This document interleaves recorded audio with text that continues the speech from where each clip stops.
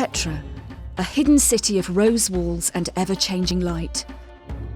Built by the Nabatean people around 2,000 years ago, these traders created a capital city worthy of their power and wealth. Its most famous monuments are known around the world. The treasury, the monastery. Whether on foot or by mule, those adventurous enough to climb up the steep rock face will be rewarded with some of the most spectacular scenes in the Middle East.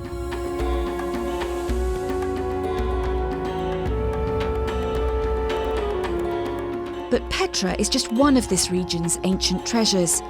The area is rich in archaeology, evidence of generations living close to a changing land.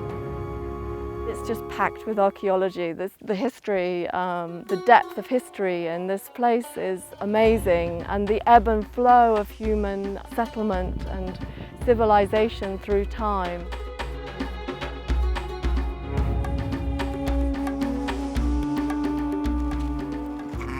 A newborn lamb.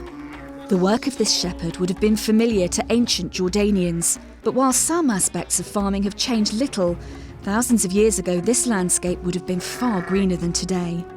The engineers of Petra knew how to harness the water for their city by carving channels into the rock, but they were not alone in their skill.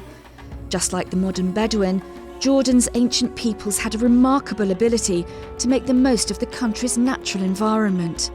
Whether settled or nomadic, their lives have changed and adapted with the supply of water and fertility of the land. The very first signs of people living in settled communities in Jordan came in the New Stone Age or Neolithic period.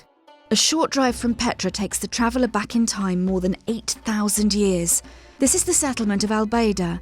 It would have been a noisy, lively village. The inhabitants were pioneers of agriculture and animal husbandry. This is where the way we kind of live today first started. We're first getting, animal domestication. We're first getting people are growing barley intentionally. They're grinding things. They're eating things that we recognize as food that we eat, and so on and so forth. The diet we have now. But I think, we tend to think of the Neolithic revolution, and that's great. It's a revolution. It's really changing, but it's also happening very slowly. Archaeologists have been working on Neolithic sites across this area for decades. A visitor venturing beyond the confines of Petra will be treated to a living archaeology lesson. Petra is part of a pattern of Mediterranean, Roman, Nabatean world. As a spectacular site, it's unique and special to Jordan. But there's something quite different about the Neolithic, which really is a unique story coming out of Jordan. The history of how people began to settle down and grow crops and things. So there's a very unique, specific history that's all very much Jordanian. And one of the things we've been trying to do is actually to connect these sites together so that people can come and understand the whole process, because it's quite a complicated process and it's a long, long time ago and it's a bit difficult in some ways, and the architecture's fallen down a lot, so we've begun a program of building restoration, experimental restorations. There are Neolithic sites across this region. Although to the untrained eye they may look similar, they span a vast stretch of time. From a period when humans started to build rudimentary huts and tame wild animals, through developments in architecture until the creation of pottery and ornate jewellery. These changes transformed human life just as much as computers and the internet have changed our lives today. The area of Wadi Khaled lies about 40 kilometres north of Petra. It's a stunning landscape, rich in wildlife, with a number of Neolithic sites. One of the world's oldest is Wadi Khaled's 16. We opened up a large trench just over on this other knoll, just across from here. And we found directly under the surface the remains of a large number of circular, what we call pre-pottery Neolithic A buildings.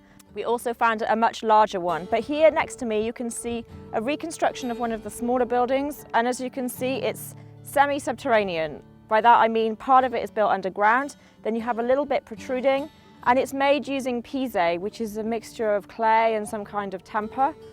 And then it has beams going across to support reeds and is covered by mud on the top. Wadi Khaled is the site of another major landmark in human history.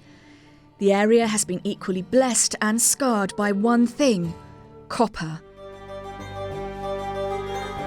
Scientists have uncovered evidence of one of the world's earliest industrialised cultures. From Neolithic to Roman times, this region was mined. This is one of the mines in Wadi Khaled. This is one of the central areas for mining in the whole Fainan district. It's certainly been used since the Bronze Age, it was used in the Iron Age, and we know the Romans drove some prospection shafts in here to see if they could exploit and widen the copper resource here. And we know from some of the ancient texts that the rulers would condemn political opponents to these mines, and they would send every member of their wider family. So if you'd upset the king, the pharaoh, the Roman emperor, you'd be sent to the mines, but so would all your children, your wife, and all your extended family, such as the appetite for labour in places like this. So probably the best way of thinking about these is a giant political prison camp, like a gulag. While archaeologists find rich evidence of past life in Wadi Fainan's soil, another valuable source of information about the past lies in the local people. Ethnographers spend a great deal of time talking to them.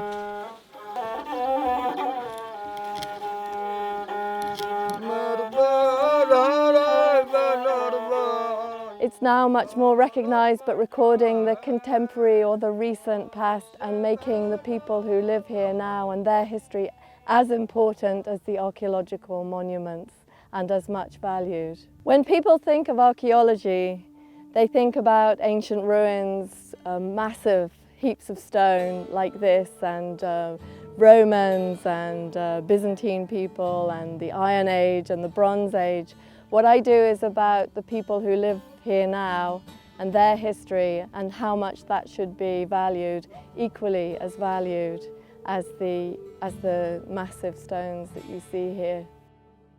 Wadi Fainan is a wonderful place to spend a few days. It offers an eco-friendly hotel and, alongside the archaeology, a magnificent landscape offering a wealth of natural beauty. A visit to the region wouldn't be complete without meeting some of its generous and hospitable local people. والله أنا بحب السواح وبحب إن المنطقة تتطور سياحة. كل ما تطورت سياحة بيكون كمان بيجينا دخل بيجينا إشي من السياحة يعني. Take a spectacular drive into the mountains from Wadi Fainan and you come to one of the region's newest visitor destinations, the village of Al Matan. Today Al Matan is largely deserted. The residents have moved to a more modern town up the hill. But there was a time when families lived here, working together, living from the land. احنا قلنا القرية الناس تركوا القرية تقريبا في بدايات السبعينات، وجزء من الأسر يعني زي أسرتي أنا تركوا القرية في بداية الستين، يعني 1960 تركوا وانتقلوا إلى عين البيضاء. ليش؟ أولا المكان يعني ضيق لا يستوعب التوسع السكاني. اثنين، المكان بعيد عن الخط الرئيسي اللي هو الخط الملوكي، الهاي واي الكينج واي، فبالتالي يعني أسهل لهم وأيسر، والمنطقة بتساعد في العين البيضاء، يعني انتقلوا إلى العين البيضاء. Archaeologists are just beginning to investigate this village. They hope finding more about the lives of these people and their relationship with the land will shed light on the lifestyle of people in the past. We're studying this actually much more modern building that was constructed around 1925 to help us understand how they may have used the Neolithic buildings. And the reason why we're here is because they use a lot of the same building materials in their construction. They use the local clays, they're using the stones.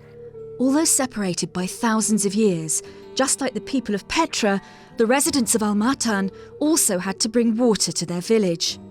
The study of how water's been managed can reveal a great deal about the lives of people in this landscape, ancient and modern. You can see that there's not much water flowing into or much water flowing out of this cistern here today, because there really isn't sufficient to maintain a really vigorous and active agriculture of the scale that would feed Matan and enable the people to sell their crops further on to raise some money. But as you walk this landscape, you can actually find traces of much older water management. And for over 1,000 feet into the wadi behind me, there are traces of field systems that probably go back to the Neolithic, probably go back 7,000 years. And as you walk those terraces, you can see clear evidence of people controlling water throughout that period. Every single point where there's water coming from the rocks, somebody's trying to capture it. And the masters of this were the Nabateans, and the Nabatean irrigation system is probably the system that underpins even most of the modern system that's going on here today. While scientists study the landscape and water supply, much can also be learned from the memories of the elderly former residents. اشتغلوا عندك اليوم صبة بدي أنا صب داري شايف يلتموا اللي بيجيب بلان اللي بيجيب خشب اللي بيجيب قصب اللي بيجيب الطيني اللي بيجي ناس بتطها للعونة اللي هي بتشتغل ذبايح وبسووا عيش كان قمح برغل مش رز ما كان رز يعني عبرة ناس بتطها اللي بيشتغلوا وناس بيشتغلوا فكانت الحياة كلها واش تعاون. اللي عنده أكل يطعم اللي في جنبه. بده واحد يبني يسوي له شغلة الكل يشتغل معاه عدد ساعة لأنه كان في فقر في هذاك الوقت بشكل صعب أن يوصل. It's hoped the research work being carried out at Al Matan will help the former residents attract tourists to share their disappearing way of life. They're building a new visitor centre and creating accommodation to allow visitors to stay and enjoy the beautiful surroundings. فهذا مكان يعني موئل للراحة وموئل للاستمتاع، موئل لإطلاق الخيال، موئل لاستمتاع بالطبيعة، مكان ممتاز لمشاهدة شروق الشمس الرائع والأروع غروب الشمس في المكان.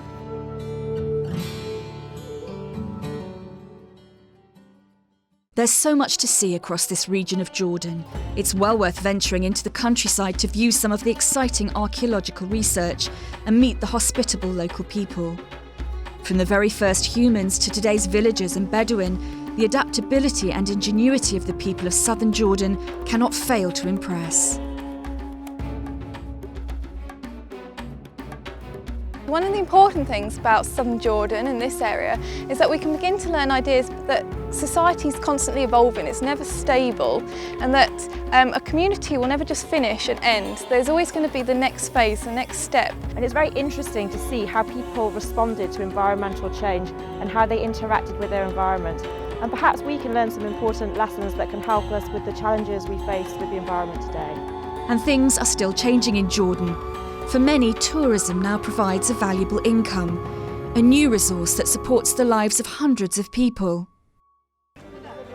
By sharing their lives with visitors from all over the world, today's Jordanians are hoping to keep their history alive and leave a legacy that will allow them to share their resourcefulness and expertise with generations to come.